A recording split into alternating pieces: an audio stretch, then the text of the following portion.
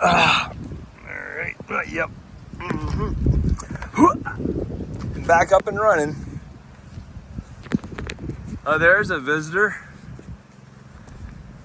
This guy came and checked out the Adelaide Mine all the way from Germany. Just happened to be here the same day I was. Hey, Eric. Finding anything? Yeah. All right. We're gonna take a look at what you're finding? Yeah. All right. I'm on the video, so. I got a guy hired to do the videos for me when the tour goes. And then, and then offer the videos to the tour people so that you can have a video of a copy here. Oh, look at this thing. Hold on, let me get the focus on. There we go. And zoom in all the way to 3. Look at that. That red, that's the red. Yeah. That's the best red I think you can find from here. It's got a little chatoyancy to it, a little gemminess. Nice one. Yeah. That's just picked up out here on the dump, huh? Yep. Yeah. So Eric's hard at work. I'm gonna keep telling you the story of AE Foot. So, well, first I'll give you the 1895 bit, because that's what this was, right here where the keep out sign. For your information, this will be the closest I've ever been to this spot. And if you know me, you know I'm gonna get stupid close, because I'm like that. So this is 300 feet down. We'll do the fisheye, even though it gives the halo on the corners. I don't think it's supposed to do that, right, with a fisheye? You tell me. Yep. So that's the mine shaft, goes 300 feet down, 7 levels, crisscross back and forth all around in circles and back again. I mean, you can kind of get an idea from my video. That's what Waldo's for. He's gonna shoot better video than me. I think that's I like the main, the head frame of sorts, I guess. Not much of a head frame, if that's what it is. So check this out. This is just a settling pond. Not really a settling pond, just a pond that happened because the water's all the way up there from inside. It's flooded. There's never going back in there. There's no reason to even. I want this cart. I really want a cart, especially if they'll let me put it in front of my place in Tucson. But I don't know if they'll let me or not. All right, so let's get back and get a scope of this. This hillside, all the way up to the top of that red, right there where my finger ends. Let's see if we can get a good perspective.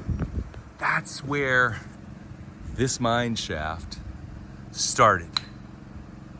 Okay, and they started there. For some reason, they wanted to dig down. This was all mountainside until, I'll tell you when. So they dug all the way straight down. That shaft was the same size, generally speaking, all the way to the top of those trees right there. And they didn't really find anything. Like I said, they were chasing silver-rich galena. They found some crocoite, which was used in flux at the smelting plants in town. And they financed the operation for a few years, and then they skunked out. And that's when AE Foot came here. Right, and I don't remember how he got here. Anyway, he did. Now we're here. So, like I said, got other people for this job to make sure it's done right. Adam can tell the story better than I can. He learned the story from Frank. Frank came here probably in the 60s and was here until Adam bought it in like 2003 or something, or 4. I can't remember exactly. Again, Adam knows all the details. This is the card I want. I really want one. They're cool. I don't know if I want this one. Sure, why not? Fill it up with rocks and ship it to America. All right, this one's a little muddier, hence the gum boots. That's what they call them around here. Galoshes, I think we call them in the States. I don't wear them. I wear them in the mine when I need to. Let's see what happens here. Can I do the... No, there's no way to turn on a thing there. Nope. All right, I'll turn on the light. There we go. Turn it up a little bit. All right, we get the focus in. I gotta pay a little bit more attention here walking in. So this is gonna have some really good stuff to look at in the walls. Maybe people to talk to along the way. Maybe not. There's only 2 miners working here at the moment. That's the way a lot of the mines that I go do something in work. There's a couple people doing their thing. Get some focus here. And it seems like if I focus and get a sharp focus on something, then I can move out and it just autofocuses. Maybe that's the way the user error works. Getting rained on a little bit, that's all right. I don't know if I got to go upstairs. I might have to go upstairs during this video. Let's see. All right, so this is where the other place upstairs that we were at met up with this one. And up here ahead too. So now there's a breeze, a cool breeze blowing through. Yeah. I hear some noise. I see some other lights besides mine. Just, yeah, it's amazing, right? And this is all done by hand. I've been just astounded that people can do all this kind of work by hand without major bulldozing equipment. So there's some, you know, crocoite on a manganese oxide sort of thing. Here's Adam hard at work. Or no, is it Adam? Yeah, it's Adam. It's Adam's bum. Let's see how far I want to go in here to see what he's getting into. I'm not dressed for it. I'm going to ruin my clothes if I keep going. You can see him disappear. Almost gone. Still a couple of feet hanging out. I did that to Danny on the Morocco tour. Got his feet hanging out of the back. All right, we're going to head upstairs. Because there's some beautiful stuff to see upstairs. And upstairs is where I want to work a little later. This is nuts. I'm going to go up one-handed. One-handed, better than one-legged, like the one-legged miner that I found in underground and at the Greenlaws. Well, I mean, we found his boot. We didn't find him. That would have been really freaky. Not impossible, though, to find a dead guy in a mine from the hundreds of years ago, because it happened. We did find one boot tied up with a really cute bow, and the lace looked like it broken like 3 or 4 times and just had given out, wasn't gonna lace up anymore. So I don't know why the one boot was there and how he got out with one boot on, one boot off. That's a mystery to me. And in that one, we found a handwritten note in chalk on the wall. May 14th, 1866. The last time anybody had been in that mine. Maybe when the one-legged miner was haunting the place. See, I gotta write that story. One of these days, maybe I'll just start to ad-lib it on a podcast. Oh, look at that. They're everywhere. Just gotta get them in focus. They're everywhere. Crocoite. There we go. I think it's all behind us too, up in the ceiling. No, not yet. There's a bunch here though.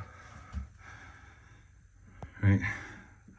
You find something that's not necessarily worth, hundreds and thousands of dollars. So you want to go, you want to keep working. So you leave them aside and come back and get them later when you need them. The things that are really valuable, that's why you put them in the flats way at the beginning, so that you have less a chance of damaging them. One time I was mining fluorite in Bingham, New Mexico. And it was, it's light sensitive. And I didn't really know that, or maybe I kind of knew it. I didn't know how light sensitive. Half an hour after I pulled it out of the ground, it wasn't blue and purple anymore. It was white. I cried. I saved the rest of it. I knew what I was doing from then on out. I was like, wow, this is serious. So every piece I pulled out, I stuck underneath some newspaper right away to protect it from the light. And that worked out just fine. You just need to figure out what you're doing to save the stuff. Again, this is the stuff. This is the Red River. I think this is the Red River. Again, Adam tells the story better. But this is the temptation, is giving you my take on it so that you know that you want to come hear Adam tell the tale and be here and experience it yourself. Look at all that red. It's everywhere. It's like magic. And this is just what's left over because the whole area was thick with it. Pockets of it. You could sit here and be in a room full of this red sparkly stuff. Yeah, there you go. Red River. I'm pretty sure this is the Red River. After I do this trip a few times, I'll know it all. I'll memorize it. Because that's my plan. I'll come back every year. Once a year. Tasmania. Treasure Hunting Adventure Tour, Tasmania. You get a t-shirt. Let's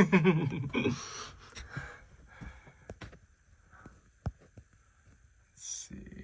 Zoom on in. That's red. It's like washed out in my light. Where is it? There it is. I want to not wash it out in my light, but yeah, it's not going up. We're going a little further. Got this little step down. More holes where people have been chasing rocks. So, yeah, this one will be in November. I should have it November next year, about a year from now, because there's 2 mineral shows to see when you're in town. Well, more of the Fuchs site. I got plans, I got designs on the Fuchs site. There we go.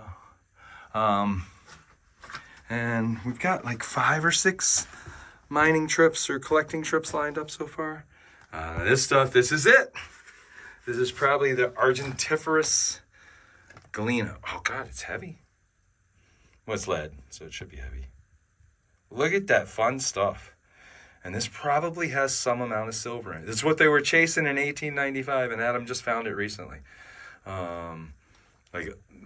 He's got a bunch of it outside. He's just got to figure out how to get it processed and pull the silver out of the lead without having some toxic crap to dispose of. Because, like I said, we are eco-friendly in the world of treasure hunting adventure tours and people that are... Can you hear that? A little bit of vibration and hum because somebody's using a drill, I think somewhere, hammer drill. Maybe we'll catch it a little later. Look at all that. Oh, that glistening galena with silver in it, probably. Let's see. Can I get up there? I don't know if I went this way. Yeah, I'm sure I went this way before. So where an Illumigem would come in handy. Oh, yeah. I remember being here. There's more crocoite. So yeah, you'll get rocks, you'll get adventure, you'll hunt treasure. Oh no, this is the end of the line for me. Oh no, I could keep going. Yeah, that's the end of the line for me today. I'm not dressed for it. I think this was, the end of the line anyway. I mean, there's a tunnel there. Yeah, he said that's the end of the line. I mean, you can get over there and then it kind of ends. And that's why the berm is there to put stuff until they get ready to go further, have some equipment. So now I got to climb down off of this with my, I kind of wish I'd come dressed for it, because not only would I be a little better off, I'd also be able to just